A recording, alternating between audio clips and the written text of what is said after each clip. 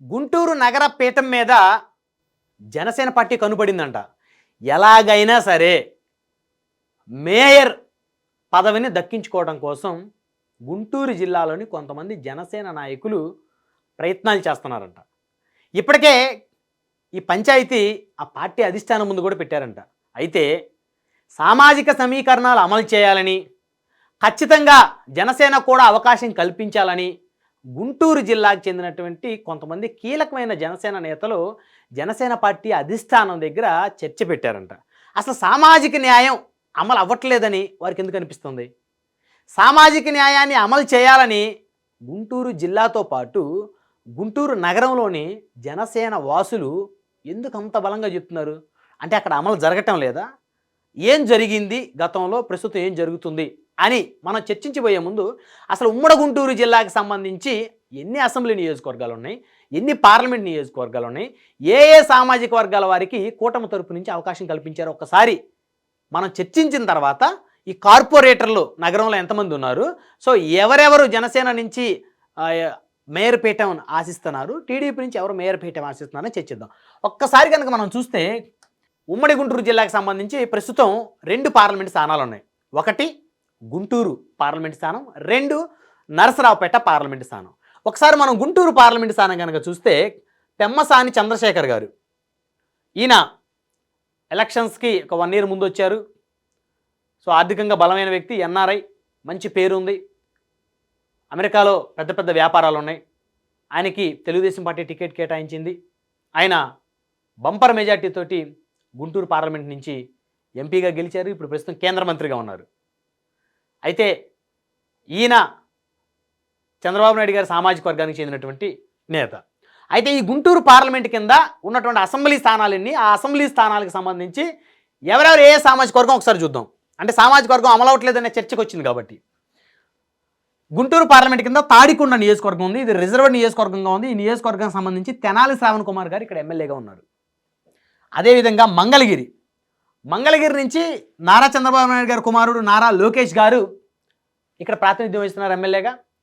అదేవిధంగా పొన్నూరు నుంచి ధూళిపాల నరేంద్ర కుమార్ గారు ఉన్నారు తెలుగుదేశం పార్టీ నుంచి, ఈయన కూడా చంద్రబాబు నాయుడు గారి సామాజిక వర్గమే.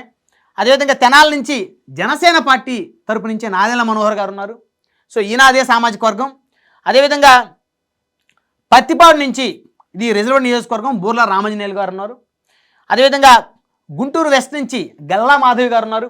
సో గల్లా మాధవి గారు బీసీ కోటాలో ఆవిడకి సీట్ ఇచ్చినప్పటికీ కూడా గల్లా మాధవి గారి భర్త గల్లా రామచంద్రరావు గారు చంద్రబాబు నాయుడు గారి సామాజిక వర్గం. అంటే గత ఎన్నికల్లో గుంటూరు వెస్ట్లో వైసీపీ నుంచి విడదల రజనీ గారిని పోటీకి దింపారు కాబట్టి వైసీపీ అధిష్టానం బీసీ అభ్యర్థిగా, సో గల్లా మాధవి గారిని బీసీ అభ్యర్థిగా టీడీపీ అధిష్టానం బరిలోకి దింపింది. కానీ విడదల రజనీ గారి భర్త విడదల కుమారస్వామి గారు కాపు సామాజిక వర్గం, గల్లా మాధవి గారి భర్త గల్లా రామచంద్రరావు గారు కమ్మ సామాజిక వర్గం. సో ఆ ఈక్వేషన్స్లో అప్పుడు ఎలక్షన్స్ నడిచిన పరిస్థితి ఉంది. అయితే గుంటూరు ఈస్ట్ చూస్తే ఇది మైనార్టీ కేటాయించింది తెలుగుదేశం పార్టీ. మొహమ్మద్ నజీర్ అహ్మద్ గారు ఇక్కడ ఎమ్మెల్యేగా నెగ్గారు. అంటే ఇక్కడ ఒకే సామాజిక వర్గానికి చెందిన వారు ఎంతమంది ఉన్నారు? నారా లోకేష్ గారు, ధూళిపాల నరేంద్ర కుమార్ గారు, నాదెళ్ల మనోహర్ గారు, ముగ్గురు ఉన్నారు. డైరెక్ట్గా, ఇండైరెక్ట్గా గల్లా మాధవి గారు ఉన్నారనేది గుంటూరులో ఉమ్మడి గుంటూరు జిల్లా నడుస్తున్న చర్చ. డైరెక్ట్గా ముగ్గురు గుంటూరు పార్లమెంట్ కింద, ఇండైరెక్ట్గా ఒకరు. సో గుంటూరు పార్లమెంట్ సభ్యులు కూడా అదే సామాజిక వర్గం. ఒకసారి మనం నరసరావుపేట కనుక చూస్తే నరసరావుపేట సంబంధించి నరసరావుపేట పార్లమెంటు అభ్యర్థిగా గత ఎన్నికల్లో లావు శ్రీకృష్ణదేవరాయలు గారు పోటీ చేశారు, గెలిచారు. అంతకుముందు ఆయన వైఎస్ఆర్ కాంగ్రెస్ పార్టీ నుంచి గెలిచారు. పార్టీ మారి 2024 ఎన్నికలకి తెలుగుదేశం పార్టీలో గెలిచారు. ఈయన కూడా చంద్రబాబు నాయుడు గారు సామాజిక వర్గమే. అంటే ఇద్దరు ఎంపీలు ఒకే సామాజిక వర్గం ఉమ్మడి గుంటూరు జిల్లాలో ఉన్న 2 పార్లమెంటు. సో నరసరావుపేట పార్లమెంట్ కింద ఉన్నటువంటి అసెంబ్లీ స్థానాలు చూద్దాం ఒకసారి. 7 స్థానాలు ఉన్నాయి. పెదకూరపాడు భాష్యం ప్రవీణ్ గారు, ఈయన చంద్రబాబు నాయుడు గారి సామాజిక వర్గమే. చిలకలూరుపేట పత్తిపాటి పుల్లారావు గారు, ఈయన సేమ్ సామాజిక వర్గం. నరసరావుపేట చంద్రబాబు అరవింద్ బాబు గారు, ఈయన బీసీ సామాజిక వర్గం. సత్తెనపల్లి కన్నా లక్ష్మీనారాయణ గారు, ఈయన కాపు సామాజిక వర్గం. వినుకొండ జీవి ఆంజనేయులు గారు, ఈయన చంద్రబాబు నాయుడు గారి సామాజిక వర్గం. గురజాల ఎరపతినేని శ్రీనివాసరావు గారు, ఈయన చంద్రబాబు నాయుడు గారి సామాజిక వర్గం. మాచర్ల జూలకండ బ్రహ్మానంద రెడ్డి గారు, ఈయన రెడ్డి సామాజిక వర్గం. అంటే ఈ పార్లమెంట్ కింద ఒకే సామాజిక వర్గంలో ఎంతమంది ఉన్నారు? పెదకూరపాడు, చిలకలూరుపేట, వినుకొండ, గురిజాల, నలుగురు, 7 ఎమ్మెల్యేలు 7 నియోజకవర్గాల్లో 4 ఒకే సామాజిక వర్గం. ఎంపీ గారు అదే సామాజిక వర్గం. ఇక్కడ 3 డైరెక్ట్గా, 1 ఇండైరెక్ట్గా, అంటే మొత్తం 8 మంది. ఓవరాల్గా చూస్తే 14 నియోజకవర్గాల్లో 8 మంది ఒకే సామాజిక వర్గం వారు ఉన్నటువంటి పరిస్థితి ఉమ్మడి గుంటూరు జిల్లాలో ఉంది. 2 ఎంపీలు. సో కాబట్టి ఇక్కడ సామాజిక న్యాయం అమలు అవ్వట్లేదు అనేటువంటి ఒక అసంతృప్తి ఆ జిల్లాలో, ఆయా నియోజకవర్గాల్లో స్పష్టంగా కనబడుతుంది. అంటే ఇప్పుడు ఇవన్నీ ఎందుకు మాట్లాడుతున్నామంటే మనం, సో ఇప్పుడు మేయర్ పీఠం మీదకి వెళ్దాం. గుంటూరు మేయర్ పీఠం మీద చర్చ నడుస్తుంది గుంటూరు జిల్లాలో, ఎవరెవరు కోరుకుంటున్నారు అనేది. సో ఒకసారి కనుక చూస్తే సాధారణంగా మేయర్ ఇంకా అవిశ్వాసం పెట్టలేదు గుంటూరు నగరపాలక సంస్థకు సంబంధించి. అయితే గుంటూరు మేయర్గా ఉన్నటువంటి కావటి మనోహర్ నాయుడు గారు రాజీనామా చేశారు. ఎందుకంటే ఆయన వైఎస్ఆర్ కాంగ్రెస్ పార్టీ కాబట్టి ఆ ప్రభుత్వం ఓడిపోయిన తర్వాత ఆయన ఇటీవల కాలంలో రాజీనామా చేశారు. ఆయన రాజీనామా చేసిన తర్వాత ఆయన స్థానంలో ఒక డిప్యూటీ మేయర్ని ఇన్ఛార్జి మేయర్గా ప్రకటించారు. ఆయన కాపు సామాజిక వర్గం కావటి మనోహర్ నాయుడు గారు. వైసీపీ నుంచి జగన్మోహన్ రెడ్డి గారు ఆయన మేయర్ని చేశారు. సో ఆ సామాజిక వర్గానికి చెందినటువంటి ఒక అభ్యర్థిని దించినప్పుడు కూటమి పార్టీలు కూడా అదే సామాజిక వర్గానికి చెందినటువంటి అభ్యర్థికి ఇవ్వాలి అనేది ఇప్పుడు అక్కడ నడుస్తున్న చర్చ, ఉమ్మడి గుంటూరు జిల్లాలో కానీ గుంటూరు నగరపాలక సంస్థ సంబంధించి కానీ. అంటే ఇవ్వాలి అనుకుంటే ఎవరికి ఇస్తారు? తెలుగుదేశం, జనసేన నుంచి డైరెక్ట్గా గెలిచిన వాళ్ళకి ఇస్తారు. అంతేగాని వైఎస్ఆర్ కాంగ్రెస్ పార్టీ నుంచి టీడీపీ కండవా కప్పుకుంటేనో, వైఎస్ఆర్ కాంగ్రెస్ పార్టీ నుంచి జనసేన కండవా కప్పుకుంటేనో వారికి ఇవ్వరు, మేయర్ స్థానాలు ఇవ్వరు వారికి. ఒకసారి చూద్దాం అసలు ఉన్నారా, తెలుగుదేశంలో ఉన్నారా, జనసేనలో ఉన్నారా అంటే ఆయా సామాజిక వర్గాలు కనుక ఒకసారి చూస్తే ఇక్కడ బలంగా పోటీ పడుతుంది. శ్రీమతి పోతురాజు సమత, ఈవిడ తెలుగుదేశం పార్టీ నుంచి కార్పొరేటర్ గెలిచారు. సో ఈవిడ కార్పొరేటర్ గెలవక ముందు అక్కడ గెలిచిన కార్పొరేటర్ ఎక్స్పైర్ అయితే జరిగిన బై ఎలక్షన్స్లో ఈవిడ పోటీ చేశారు. ఈవిడ ఓడించడం కోసం వైఎస్ఆర్సీపీకి సంబంధించినటువంటి హేమా-హేమీలు గత ప్రభుత్వంలో బలంగా పనిచేసినప్పటికీ కూడా పోతురాజు సమత గారు అక్కడ నిలబడ్డారు, ఫైట్ చేశారు, గెలిచారు. ఈవిడ కాపు సామాజిక వర్గం. ఇప్పుడు ఈవిడ బలంగా మేయర్ పీఠం కోసం పోరాటం చేస్తుంది. నాకు మేయర్ పీఠం కావాలని చెప్పేసి తెలుగుదేశం పార్టీ అధిష్టానం దగ్గర పంచాయతీ పెట్టింది ఈవిడ. సమత గారికి సంబంధించినటువంటి మద్దతుదారులు. ఎందుకంటే సామాజిక సమీకరణాలు అమలు చేయండి, ఎందుకంటే ఇదే సామాజిక వర్గానికి చెందినటువంటి కావటి మనోహర్ నాయుడు గారు రాజీనామా చేశారు కాబట్టి, అంటే చేశారా ఎవరైనా చేయించారా అనేది సెకండరీ, ఆయన రాజీనామా చేశారు, వెళ్ళిపోయారు. సో ఆ ప్లేసు, ఆ సీటు, ఆ కుర్చీ అదే వర్గానికి ఇవ్వండి. పోనీ అక్కడ బీసీలు రాజీనామా చేసి వెళ్ళిపోతే వారికి ఇవ్వండి. రెడ్డి, కమ్మ, లేకపోతే వైశ్య, బ్రాహ్మణ, క్షత్రియ ఎవరు రాజీనామా చేస్తే వారికి ఇవ్వండి అదే సీటు. ఎందుకంటే సామాజిక సమీకరణాలు అమలు చేయండి అని చెప్పేసి నడుస్తున్న చర్చలో సమత గారు టీడీపీ అధిష్టానంకు పంచాయతీ పెట్టారు. మరి ఇది ఆ డిస్కషన్ ఏం జరుగుతుందో తెలియట్లేదు. కానీ తర్వాత తెలుగుదేశం నుంచి ఎల్లావుల అశోక్ గారు ఉన్నారు, గతంలో గెలిచిన కార్పొరేటర్ అభ్యర్థి డైరెక్ట్గా. శ్రీమతి తేలుకుట్ల హనుమాయమ్మ గారు తెలుగుదేశం నుంచి ఉన్నారు. అదేవిధంగా శ్రీ ఈరంటి వరప్రసాద్ గారు, ఈయన తెలుగుదేశం పార్టీ నుంచి ఉన్నారు. అదేవిధంగా శ్రీమతి మానం పద్మశ్రీ గారు ఉన్నారు తెలుగుదేశం పార్టీ నుంచి గెలిచి. అదేవిధంగా శ్రీ వేములపల్లి శ్రీరామప్రసాద్ గారు ఉన్నారు తెలుగుదేశం పార్టీ నుంచి. శ్రీ కొమ్మినేని కోటేశ్వరరావు గారు ఉన్నారు తెలుగుదేశం పార్టీ నుంచి. అదేవిధంగా శ్రీ నూకవరపు బాలాజీ గారు ఉన్నారు. అదేవిధంగా శ్రీ ముప్పవరపు భారత్ గారు ఉన్నారు తెలుగుదేశం పార్టీ నుంచి. అయితే ఇక్కడ ప్రధానంగా నడుస్తున్న చర్చ ఏంటంటే, ఉన్నప్పటికీ కూడా ఇక్కడున్న కార్పొరేటర్లు కూడా మెజారిటీ చంద్రబాబు గారు సామాజిక వర్గం చెందిన వారు ఉన్నారు. సో వారందరూ కూడా ఫైట్ చేస్తున్నారు కావాలని చెప్పేసి మేయర్ పీఠం. టీడీపీ నుంచి మనం చెప్పినట్టు సమత గారు ఆవిడ ఫైట్ చేస్తున్నారు. అయితే జనసేన పార్టీ కూడా పోరాటం చేస్తున్నాం, మాకు కావాలి. జనసేన పార్టీ నుంచి కార్పొరేటర్లు లేరా అంటే 2 కార్పొరేటర్లు ఉన్నారు. గత ఎన్నికల్లో జనసేన నుంచి 2 కార్పొరేటర్లు గుంటూరు నగరపాలక సంస్థలు గెలిచారు. వారెవరు ఒకసారి చూద్దాం మనం. శ్రీమతి దాసరి లక్ష్మీదుర్గ గారు జనసేన పార్టీ నుంచి ఉన్నారు ఈవిడ. శ్రీమతి ఎర్రంశెట్టి పద్మావతి గారు, సో ఈవిడ జనసేన పార్టీ నుంచి కార్పొరేటర్గా గెలిచారు వైసీపీ ప్రభుత్వం ఉన్నప్పుడు. సో ఎర్రంశెట్టి పద్మావతి గారు ఆర్థికంగా బలమైనటువంటి రాజకీయ కుటుంబం, ఆర్థికంగా బలమైనటువంటి కుటుంబం నుంచి వచ్చారు.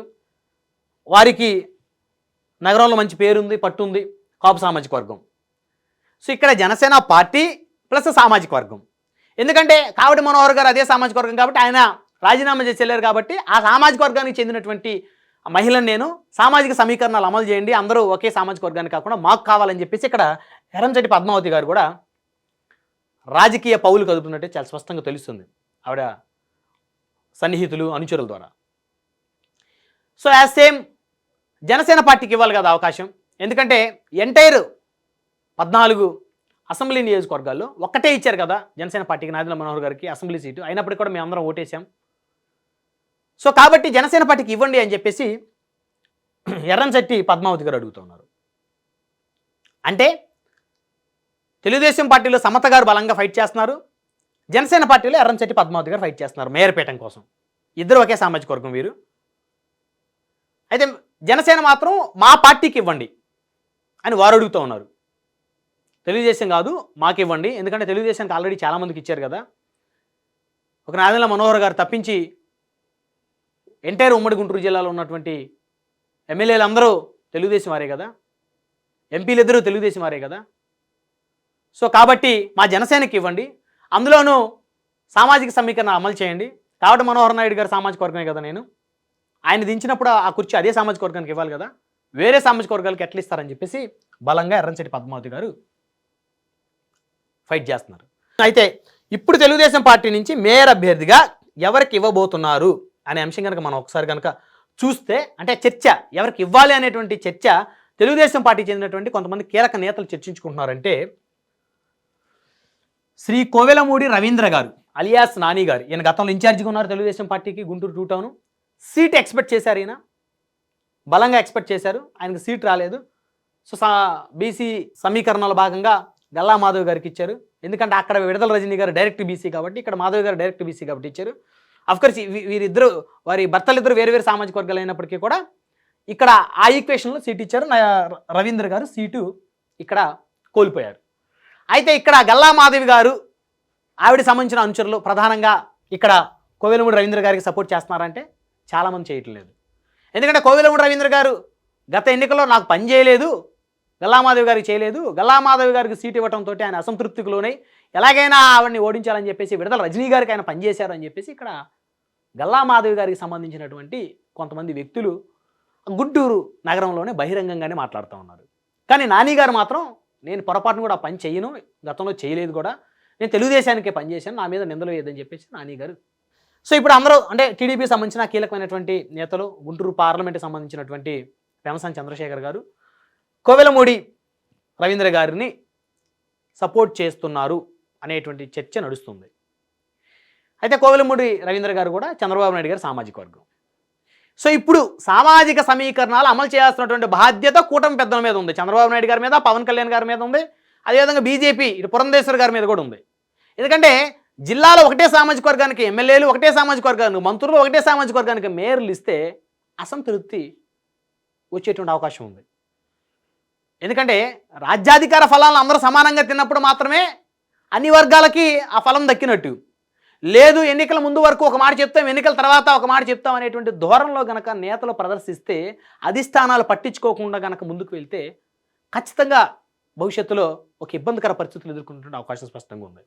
సో చూద్దాం మరి ఈ గుంటూరు నగర పాలక సంస్థలో రాజకీయం అయితే చాలా రసవత్తంగా జరుగుతుంది. సామాజిక సమీకరణాలు with parties, political parties. So మొత్తానికి కాబట్టి మనోహర్ నాయుడు రాజీనామాతోటి గుంటూరు నగరపాలక సంస్థలో రాజకీయం వేడెక్కింది. మాకు కావాలంటే మాకు కావాలి మేయర్ పీఠం అంటూ పోటాపోటీగా ముందుకు వెళ్తూ ఉన్నారు నేతలంతా. సో జనసేన నేతలు మాత్రం ఖచ్చితంగా ఈ మేయర్ పీఠం మీద మేము కూర్చొని తీరాలి, మాకు ఒక అవకాశాన్ని ఇవ్వాలి అని చెప్పేసి బలంగా పోరాటం అయితే చేస్తున్నారు. అయితే ఇక్కడ ఇంకొక ట్విస్ట్ కూడా ఉంది. 2024 ఎన్నికలకు ముందు వైసీపీ నుంచి తెలుగుదేశం పార్టీకి వచ్చినటువంటి శ్రీమతి షేక్ సజీలా గారు డిప్యూటీ మేయర్, ప్రజెంటు ఆవిడ గుంటూరు నగరపాలక సంస్థకి ఇన్ఛార్జి మేయర్గా ఉన్నారు. సో ఈవిడ కూడా బలంగా ఫైట్ చేస్తున్నారు, నాకు మేయర్ పీఠం కావాలి, నేను తెలుగుదేశానికి పనిచేశాను, అది అందరికీ తెలుసు. అదేవిధంగా మైనార్టీ జనాభా ఈ గుంటూరు నగరపాలక సంస్థ కింద దాదాపు 50,000 పైచిలుకుంది. 50 నుంచి 60,000 వరకు దగ్గర జనాభా ఉన్నారు వారు. మరి వారికి మేయర్ పీఠ మీద కూర్చోవాలనేటువంటి ఆసక్తి ఉంది, వారు అడుగుతున్నారు. అఫ్కోర్స్ గుంటూరు ఈస్ట్ అన్ని పార్టీలు మైనార్టీలకి ఇస్తూ ఉన్నాయి, అయినప్పటికీ కూడా వారు కూడా అడుగుతూ ఉన్నారు. వారు డిప్యూటీ మేయర్ నుంచి ఇన్ఛార్జి మేయర్ అయ్యారు. అంటే మరి మేము తీసుకోకూడదా, మాకు అర్హత లేదా మైనార్టీలమని వారు బలంగా అడుగుతున్నారు. అయితే ఇక్కడ షేక్ సజీలా గారు ఎవరు అంటే వారి తండ్రి గారు ఇక్కడ ఒకసారి చూడొచ్చు. ప్రజారాజ్యం పార్టీ నుంచి పోటీ చేసిన షేక్ షౌకత్ గారి కుమార్తె షేక్ సజీలా గారు. షేక్ షౌకత్ గారు 2009లో ప్రజారాజ్యం పార్టీ నుంచి పోటీ చేస్తే 2వ స్థానం 36,574 ఓట్లు సాధించారు ఆయన. మస్తానవల్ గారి ఫస్ట్ గెలిచారు ఆయన. 2వ స్థానం షేక్ షౌకత్ గారు 36,000 ఓట్లు సాధించారు. తెలుగుదేశం పార్టీ జియావుద్దీన్ గారు ఇక్కడ 29,000కే పరిమితమయ్యారు. అంటే తెలుగుదేశం పార్టీ కన్నా దాదాపు 6,500 పైచిలుకు ఓట్లు సాధించినటువంటి వ్యక్తి షేక్ షౌకత్ గారు. వ్యక్తిగతంగా ఆయనకు ఒక ఇమేజ్ ఉంది గుంటూరు నగరంలో. అటు మైనార్టీలో బలమైన పట్టు ఉంది ఆయనకి. ఆయన ఎమ్మెల్యే స్థాయి వ్యక్తి. ఆయన తక్కువ ఓటు 9,000తోటే చేజారిపోయారు ట్రయాంగిల్ ఫైట్లో. సో అలాంటి షేక్ షౌకత్ గారి కుమార్తె అయినటువంటి షేక్ సజీలా గారు డిప్యూటీ మేయర్ నుంచి ప్రజెంట్ ఇన్ఛార్జ్ మేయర్గా ఉన్నారు. వారు బలంగా కోరుకుంటున్నారు. అక్కడ షౌకత్ గారికి మెగా కుటుంబ అభిమానులకి మధ్య మంచి బాండింగ్ ఉంది. ఆయన పీఆర్పీలో కంటెస్ట్ చేశారు. ఆ తర్వాత నుంచి ఎప్పుడు ఎక్కడ ఆయన మెగా కుటుంబాన్ని విమర్శించలేదు. మరి అక్కడ కూడా వారికి ఇచ్చినా కూడా సామాజిక సమీకరణ అమలు చేసినట్టే. అంటే చంద్రబాబు గారు సామాజిక వర్గానికే కాకుండా అటు కాపులకు కానీ లేదా బీసీలకు కానీ లేదా ఇప్పుడు మైనార్టీలు ఆల్రెడీ ఇక్కడ డిప్యూటీ మేయర్ నుంచి మేయర్ ఇన్ఛార్జ్ మేయర్ అయ్యారు. సో వారికి ఇచ్చినా కూడా సామాజిక సమీకరణాలు అమలు చేసేటువంటి అవకాశం కూటమికి దక్కుతుంది. ఎందుకంటే మహా అయితే ఒక 1 year లోపే ఉంది కాబట్టి మళ్ళీ ఎలక్షన్స్ స్థానిక సంస్థలు వస్తున్నాయి. అట్లీస్ట్ ఈ 10 months అన్నా వారికి మైనార్టీలకు అవకాశం ఇచ్చినట్టు ఉంటుంది. లేకపోతే కాపులకో లేకపోతే జనసేనకో లేకపోతే బీసీ వర్గాలకో లేకపోతే ఎస్సీ వర్గాలకో, ఎందుకంటే మెజారిటీ వైసీపీ నుంచి వచ్చారు కాబట్టి. సో ఒకే వర్గానికి కాకుండా ఎంపీ ఎమ్మెల్యేలు కార్పొరేటర్లు అదేవిధంగా మేయర్లు ఒకటే వర్గానికి కాకుండా అన్ని వర్గాలకు ఇస్తే బాగుంటుందనే చర్చ గుంటూరు నగరపాలక సంస్థలో జరుగుతుంది. చూద్దాం మరి ఏం జరుగుతుందో.